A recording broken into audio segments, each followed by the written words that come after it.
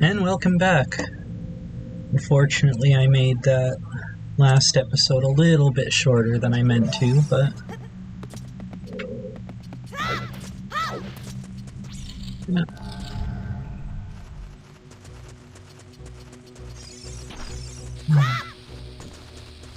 Yeah, I'm glad I haven't had to deal with that much discrimination in my adult life. And what I have had to deal with, I don't really care that much. People are gonna do what they're gonna do. It's unfortunate, but I try not to let it bother me. Oh, my shield's gone. Figured that would happen at some point.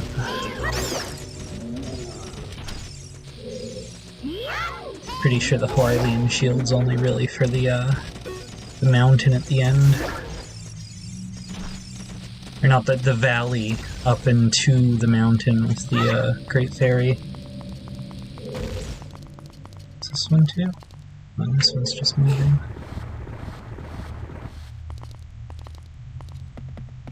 But yeah, it's just astounding me that these people are being led by fear so much. It's a known thing in psychiatry and just sort of history itself. The easiest way to control the masses is through fear. Fear invokes so many responses in the psyche. It's fight or flight response, especially when you can help dictate what they fight, how they fight, and who they fight against. I guess would be what they fight, but is just so dangerous to such an insane degree. And of course, so that's what you end up seeing, these groups who don't seem to care about whether what they're doing is truly moral or not. They don't seem to care about anything but the results, and like, all the time I see these, what I would refer to as a false flag, like freaking out about this or that, like the whole trucker convoy thing. The laws have been enforced by the province, by Ford, by Jason Kelly, or I think that's his last name.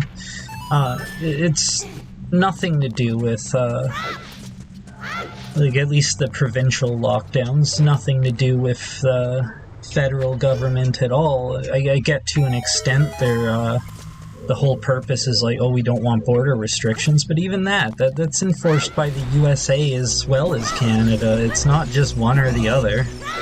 So...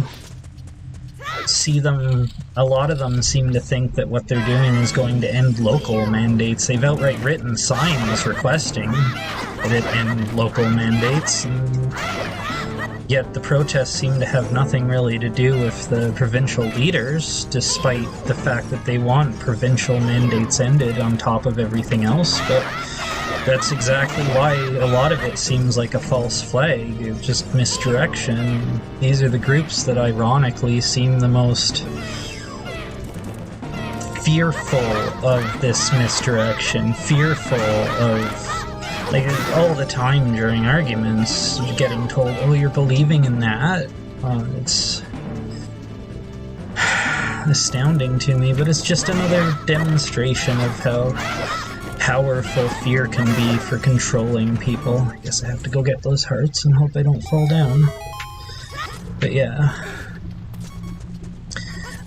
It's just astounding to me, especially in this day and age where when most people have a phone on them. Most people have access to the internet. Technically, more or less everyone, given most of the libraries in my area have free internet and there are different resources available. And yet they make no effort to research anything, and not just sort of, like, I love the quote of, like, what lab did you research in, but that's not how research usually works in university and stuff like that. You read publications, you read other people's research, and that seems good enough to me in a lot of ways, so long as you're reading from the right sources. But even having these random people online telling me, like, as they're posting some random news site that I'd never heard of before, they're also proclaiming that they're posting government articles? I don't know who's told them this. seems like a lot of these people surround themselves by some pretty bad people to have these types of lies being fed into them. Because it's not hard to type in ontario.ca and actually find the correct links, the government-published documentation and statements from Ford himself, or even just following Ford on Twitter and paying attention to what he's saying. None of this is hard. And yet, they're proclaiming as though this random news site that I'd never heard of, that has no affiliation to the government at all, is the end-all, be-all to all government information. In fact, is to them a government publication site, which is exactly how this happens. I have to go back up.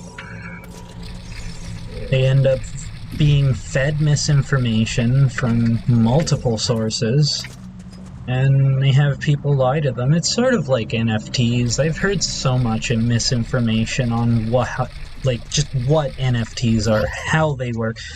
Really? How they work and everything else. And, like, the people who spread that information, just doing it to profit. They know the more people in the system, the more people, the more chances they have to get money off of these rubes, essentially. There is, like, I see a real use for NFTs, but the fact that someone can take someone else's artwork and just publish it as though it's their own is the big issue. The fact that people are lying to so many other people about how this works. Like, I've heard everything I could imagine about how it works, and almost none of it is accurate. Almost none of it is actually realistic. Even if they try to say, oh, I'm just summarizing it, or it'd take too long to explain it all. It's like, I've actually looked into how the protocols are meant to work. I'm a developer. I have at least a decent understanding of things like this, and even the way they try to explain it is so disconnected from anything I could imagine that I just don't know where to even begin. And a lot of it ends up being communication issues, sort of the whole idea of playing telephone with people. But I'm gonna keep missing this, aren't I? There we go. All for a little chest. Oh, cool. Now I'm kinda glad I did it. Not even gonna equip that yet. Wait until I'm out of the fire zone. But yeah. Anyone who decides that they're gonna lie and mislead people, and I know that's apparently how some marketers are taught. If you're gonna get the sales, you have to make sure that they understand it the way that you tell them, and all this other stuff. It's not right. It's akin to these random telescammers, I don't know a right term for it, but people will call you pretending they're the CRA, people will call you pretending they're TELUS, or one of the other multiple companies that they all seem addicted to pretending to be, just to try and say, oh, well, if you do this, which happens to be somehow that they'll get money, like go and buy a gift card for this or that, then we'll be able to reimburse you this or that, which makes zero sense, but it's apparently effective, so again, I don't even know where to begin. I'm just glad, at the very least, that the people I know in my family are smart enough to not fall for this sort of thing, but I'll never blame people for falling for it. It's not something they should ever have to deal with. It's not something that ever should be allowed, and oh, of course I did. Got trapped in the wall. In between the wall.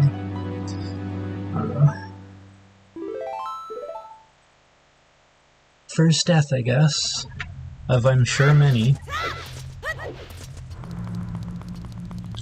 But yeah, I'm just glad I don't have to worry about certain family members I know, especially older ones, getting tricked into these scams, because they're relentless. And honestly, I love screwing with scammers. I've made kind of a habit out of it. Like, whenever I get a fake comment on one of my posts on Facebook or other platforms, I'll actually message them and sort of lead them on, because why not? And a lot of the results have been really funny. Which I post onto those networks if you want to see the sort of thing that I do with them, but David Sparks is one of the most common accounts I've seen on Facebook, like at least 12 times now. Always, we're doing this contest, if you enter you'll get this or that, and it's never gonna be true. So, but I get, like, I know so many people who are in bad situations, who are dealing with things where they would be vulnerable to this, and I want to catch that. Oh, I don't have a bottle. Right. You sent the cuckoo into the void.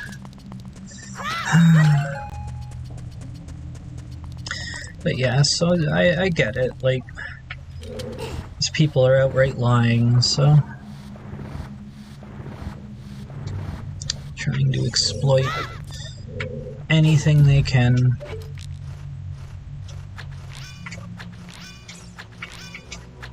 There we go. There we go. Okay, well, thank you for watching.